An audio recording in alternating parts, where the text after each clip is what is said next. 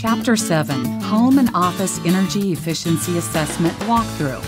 Performing an energy efficiency assessment for a home or office will help the customer identify ways to reduce energy consumption, save costs, and have a positive impact on the environment. The energy efficiency assessment will look at 6 categories and typically takes about 15 minutes. These 6 categories are safety, building air seal, heating and cooling, plumbing, appliances, and lighting. The energy efficiency assessment is not an energy audit. An energy audit consists of a more comprehensive evaluation than this program covers. If the local utility provides an energy audit or other similar services that may benefit the customer, be sure to mention these to the customer. Before beginning the energy efficiency assessment, confirm with the customer that the areas you will need to assess are accessible and do not present any safety hazards, such as a dog in the backyard. Complete the energy efficiency assessment form as you perform the assessment. You may perform the assessment in the order that works best for each appointment. Now let's review each of the 6 energy efficiency assessment categories. Ask the customer if they have smoke detectors and carbon monoxide detectors. Also, ask when they last replaced the batteries in these detectors. Notify the customer that it is recommended that they replace the batteries for all detectors annually and test all detectors monthly. This assessment is to identify a lack of or an improper amount of barrier between the building's interior and outside air. Gaps can allow cold air in during the winter and cool air out during the summer, causing unnecessary increased heating or cooling demands. Properly filling these gaps would help reduce the customer's energy usage. This category will assess windows, exterior doors, exterior walls, ceilings and floors over crawl spaces, insulation, and room air conditioners. Let's look at each of these subcategories separately. Windows.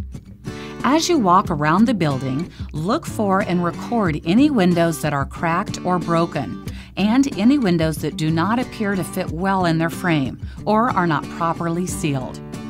Exterior doors. Check exterior doors, including the door to the garage, to see if they are insulated or have a storm door. Check to make sure there is not more than 1/16 of an inch gap below the door and that the door properly closes and latches. Also check exterior doors to make sure they fit their frame and are properly sealed.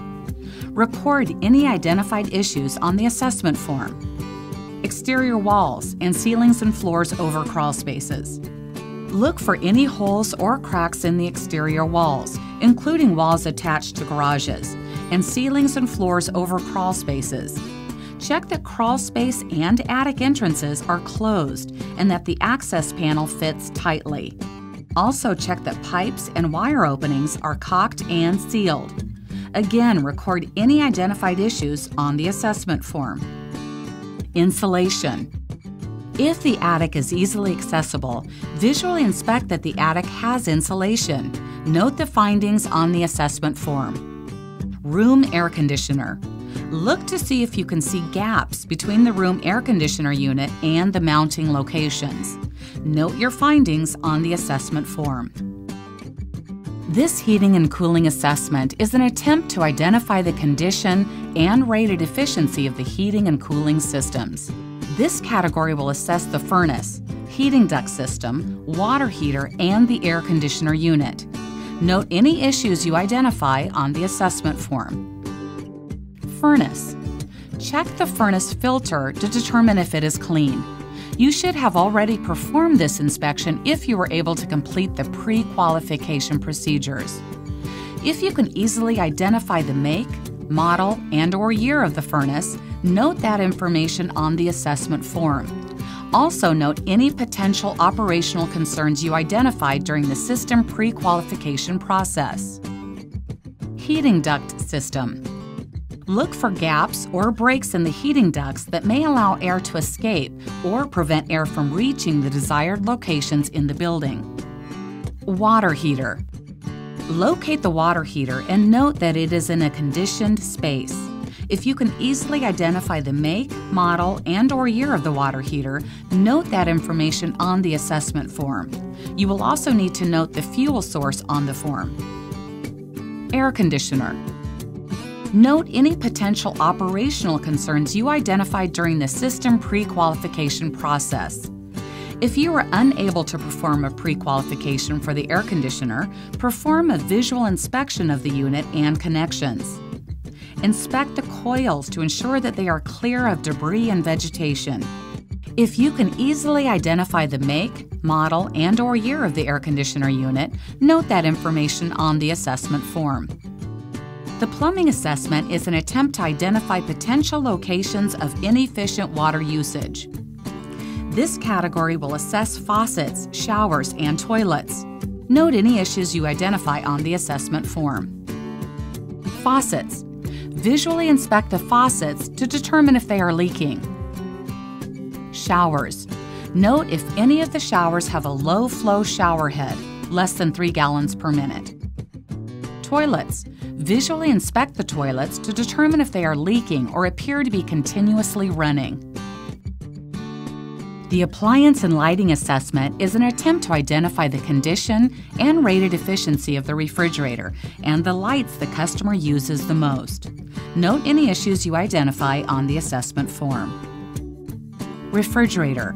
If you can easily identify the make, model, and/or year of the refrigerator, note that information on the assessment form. Also note if the customer has an additional refrigerator or freezer in use. Lighting. Ask the customer which 2 lights they use most, and if you can replace those light bulbs with compact fluorescent light bulbs. Explain to the customer that the compact fluorescent light bulbs use less energy, emit less heat, and last longer than standard incandescent bulbs. Use common sense as to which lights receive CFL bulbs. Using CFLs in 3-way lights or floods, for example, would not be appropriate. However, a floor lamp or reading lamp may be a good option. If you are unable to perform any part of the energy efficiency assessment, note the reason on the assessment form. Once you have completed the energy efficiency assessment, discuss the findings with the customer. After you have answered the customer's questions, you are ready to complete the paperwork for the appointment. The next chapter will discuss your responsibilities for the end of the appointment.